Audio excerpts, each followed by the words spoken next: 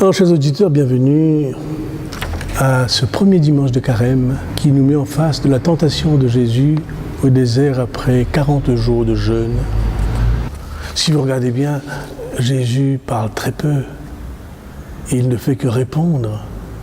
Mais c'est le plus bavard, c'est le démon.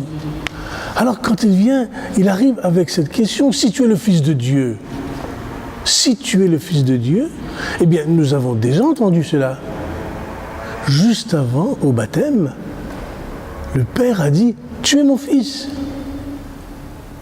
Alors le démon se présente comme celui qui sait quelque chose sur Jésus. Mais lui n'est pas sûr, il dit, est-ce que tu es le Fils de Dieu? Si vraiment tu es le Fils de Dieu, alors tu peux changer les pierres en pain. En fait, quelle est la position du démon? C'est ça qui nous intéresse davantage. Le démon, il n'était pas là au moment du baptême et il joue sur son absence pour poser la question. Et en fait, il demande à Jésus de prouver son identité. Dis-nous si tu es le Fils de Dieu. Est-ce que vraiment tu l'es? En fait, je sais que tu l'es, mais prouve-moi. Il n'est pas en train de lui demander des choses impossibles. Il lui demande des choses qui sont vraies, qui sont possibles. Seulement, il lui dit, mais pour moi, tu vas le prouver pour moi, pour que je le sache véritablement.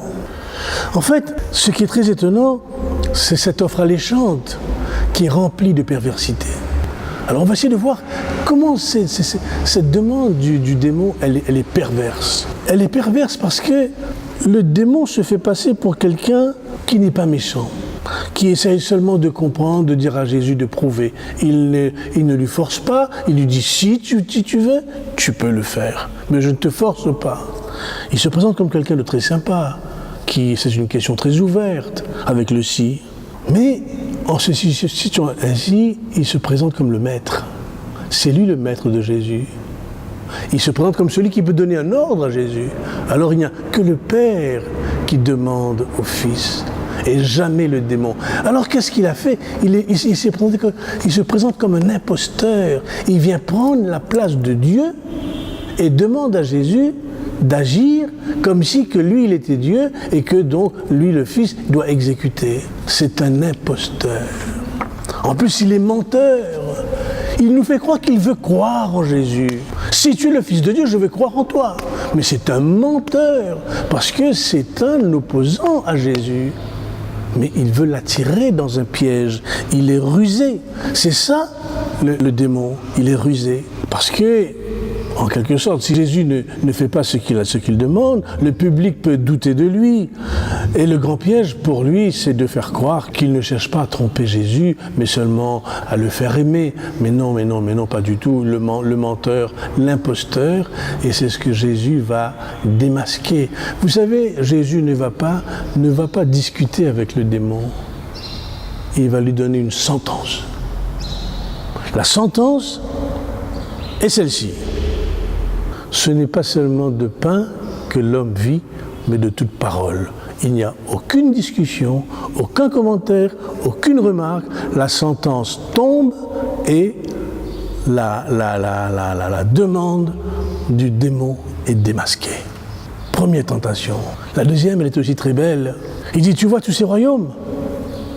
Si tu m'adores, si tu te prosternes devant moi, je te les donnerai tous. Mais c'est rempli de perversité. D'abord, il fait croire que les royaumes sont à lui.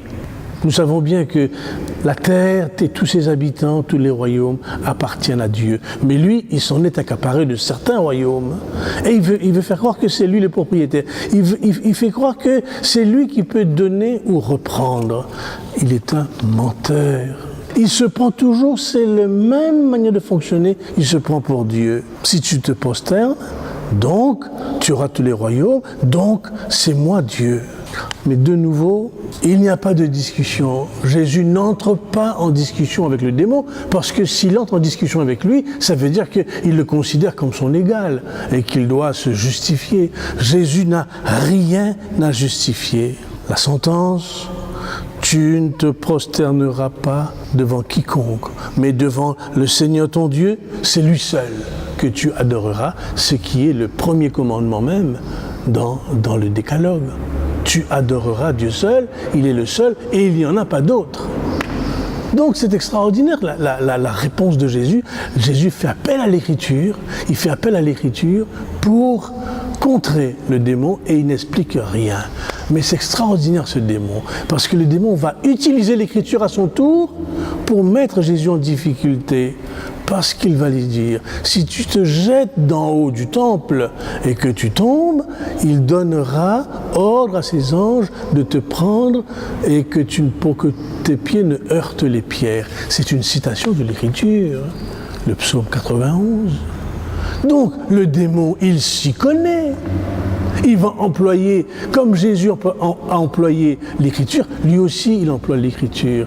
Voyez-vous qu'elle est encore, et c'est là que Jésus va démasquer, mais l'Écriture ne lui appartient pas.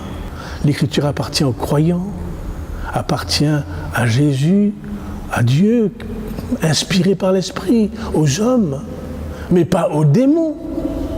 Il ne peut pas employer l'Écriture pour contrer Jésus. Donc c'est doublement pervers. Il se sert de l'Écriture, il n'a pas le droit, il ne peut pas, il ne sait pas comment l'utiliser, il l'utilise pour contrer Jésus, et puis deuxièmement, il se fait montrer comme celui qui est le grand croyant et qui connaît. Il est le pervers, le menteur, l'imposteur jusqu'au bout. Voilà les trois tentations. Les trois tentations cherchent à nous montrer comment le diable, en fait, la tentation, c'est nous montre les ruses du diable. Il se présente comme celui qui est avec le Seigneur, comme son collaborateur, comme le croyant, comme son vis-à-vis, et qu'il ne lui veut pas de mal, au contraire. Donc il est très doucereux, il l'attire. Et finalement, pour le prendre dans un piège. Mais Jésus nous montre avec le diable, on ne discute pas. Parce que face à ce diable qui lui dit de se jeter d'en haut, il lui dit, tu ne mettras pas ton Dieu à l'épreuve. Amen.